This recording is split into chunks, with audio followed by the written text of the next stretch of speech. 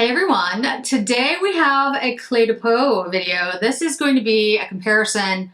Cle de Peau, this is the Purple Ocean Twilight. This is number 12. Here's the color story.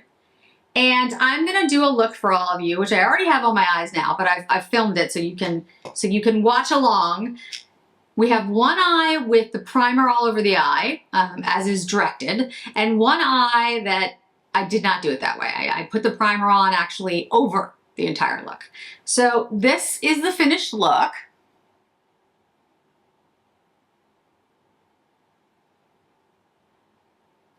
And we'll get to the application and the eye look in just a minute, but I want to mention a couple things about, and I also have, after the look, after I show you how I did it, I'll talk a little bit about my rating system for this particular product, and of course, the Cle de Peau in general, and where I kind of put it compared to like other products, other eyeshadows. I really do enjoy this formula. I think it's excellent. This particular color story, number 12, is more unique in the 12 that have been released. The other one is Seagrass, which is also a more unique color story because it's got the greens, and there's a blue one. I have not picked up that one. Not because I don't like blue, I love blue, but the blues that are in there are more like sea shades. I was about to say that 3 times fast. And they're not really my blues. I kind of like a deeper blue, but if you really want to see it, I think other people have done reviews with that color story, but you know, certainly let me know. So again, $110 for the Cle de Peau with the case. Without the case, it's $75. The case is $35. Many of these have already sold out on the Cle de Peau site. I have not seen them anywhere else yet. I hope that they will be at other retailers, but at the moment they are only available at Cle de Peau. You know, sales, I don't know. Cle de Peau does have sales from time to time, so you know, you get like a certain percentage off. So hopefully they'll be part of that. This weird hair sticking up, freshly washed hair, it does weird things. Yeah, that they do like certain percentage off, you know, so hopefully they'll be part of that in the future. But at the moment, a lot of the shades that people are asking for are sold out because this has been a very popular launch. Before I get into the eye look, I would also say that, you know, the application I think does make a difference, but I don't think it's something that you must do. And you'll see in the application the way I do it, and you can gauge yourself what you think. But I do think that this product works with the primer used as suggested and not used as suggested. So I don't think it's something that it's a must. You must do it that way in order for it to work, which is what my concern was. But you know, make your own determinations after you go ahead and look through the look. So we're gonna have a segment where I put the eye looks together so you can see it on both eyes and decide, you know, which look you like better, if you see a discernible difference. And then we'll move to the final thoughts on the collection, this particular eyeshadow, and the rating. Okay, so now we're at the let's do the eye look. This is the eye that has the primer all over the lid, like they suggest. So I'm gonna put the look together, keeping that all over the lid, and this, I'm gonna put the shades on and use the primer on top. All right, we are gonna start with this very light lavender shade, and I'm gonna do the same application on both sides.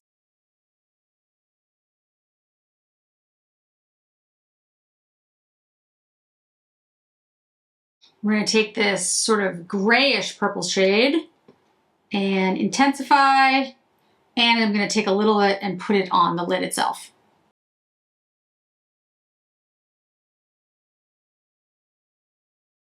Now we're gonna take the deep shade, the purple shade. I'm gonna use that on the outside of the look. We're also gonna use it as liner.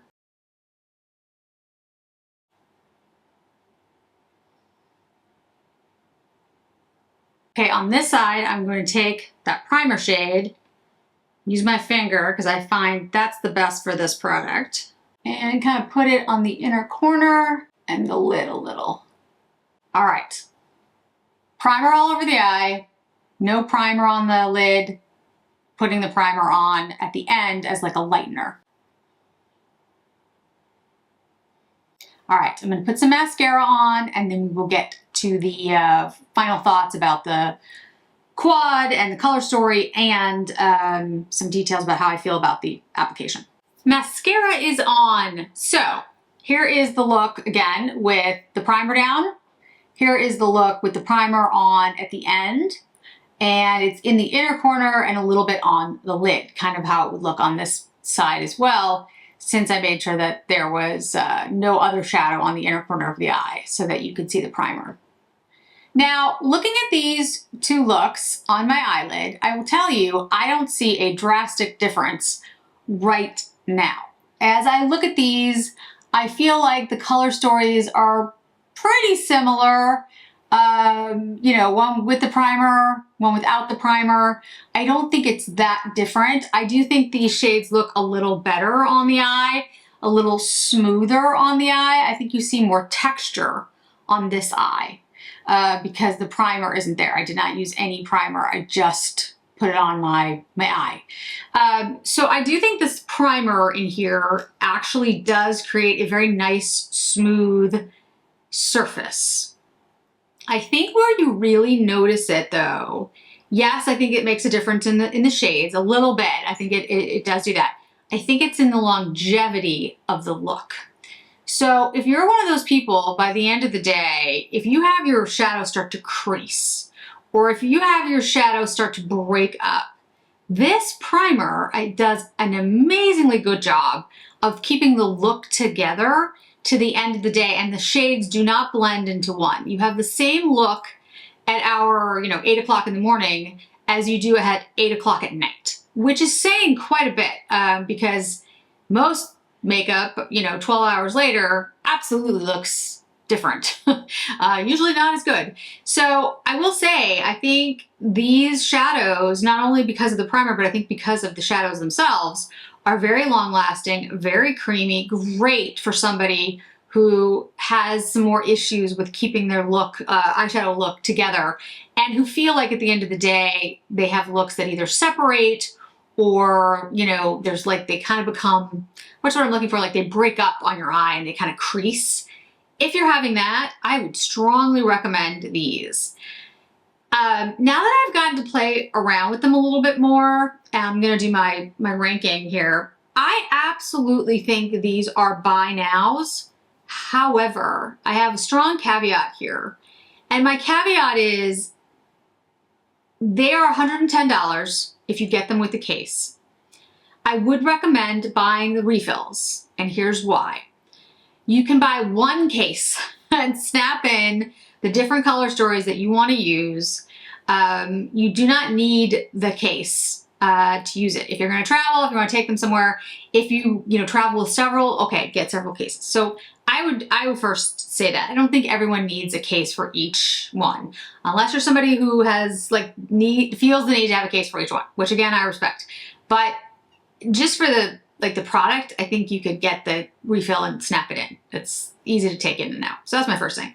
And the second thing is, do I think these are better quality-wise than, say, the Yves Saint Laurents? And my answer is no, I don't think they are.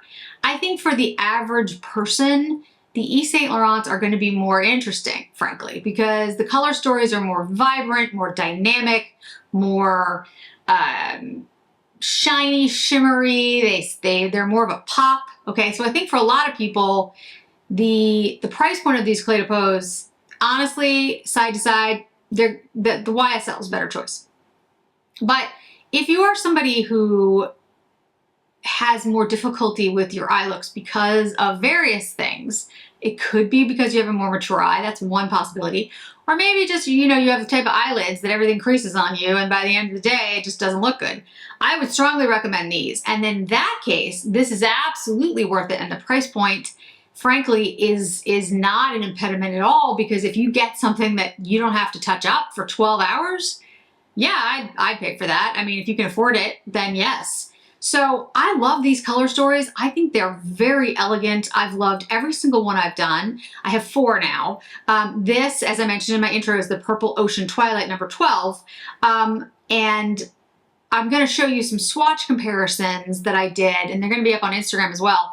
This is compared to Dior Plum Tool and Tutu.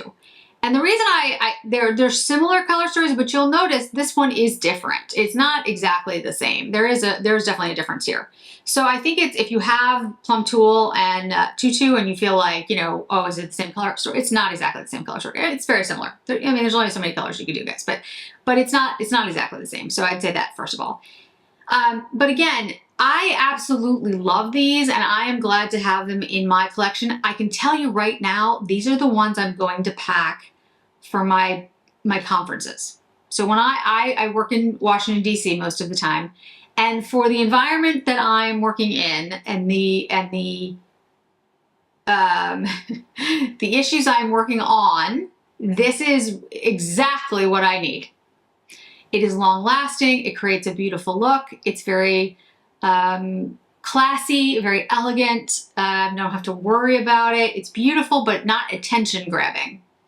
So this is the kind of thing, and I think I mentioned it in one of my videos, this is a Succession eyeshadow palette. It's very quiet luxury.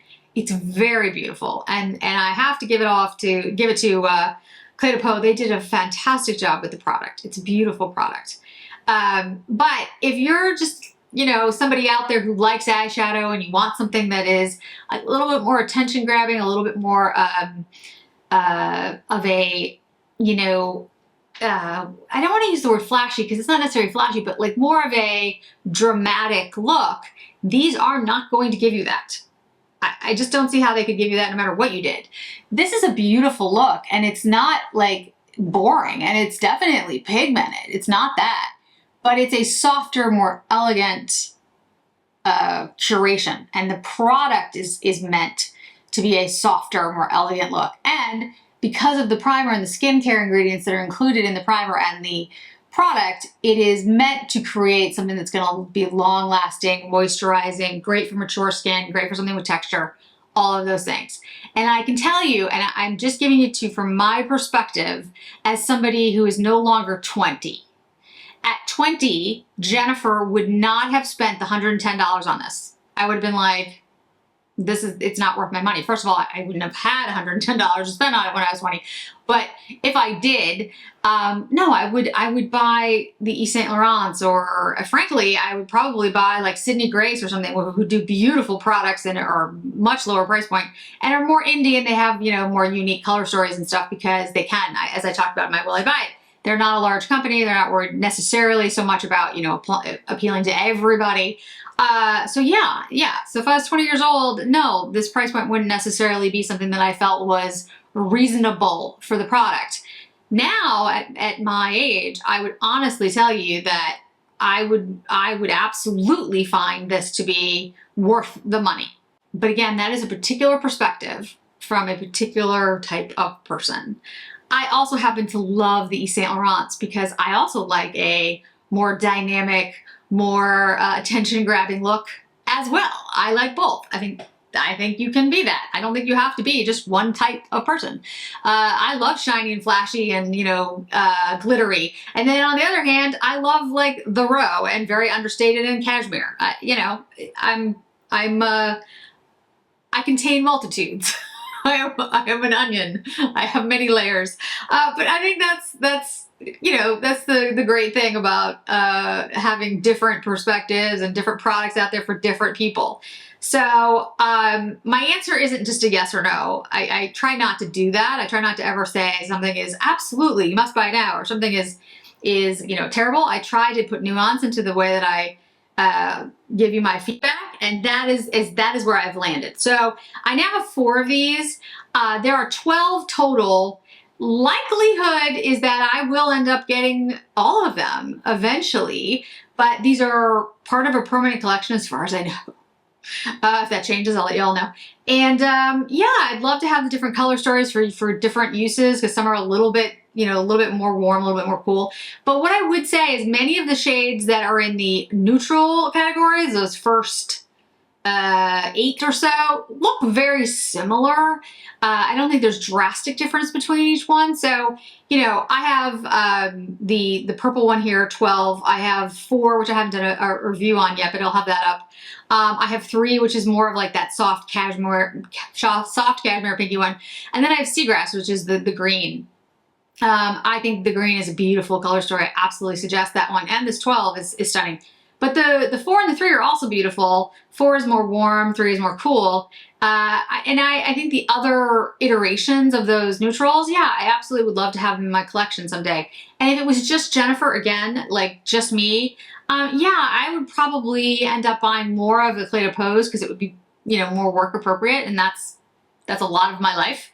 And then I would, you know, throw in some of the YSLs as well because they're not as expensive, and I think they create gorgeous looks.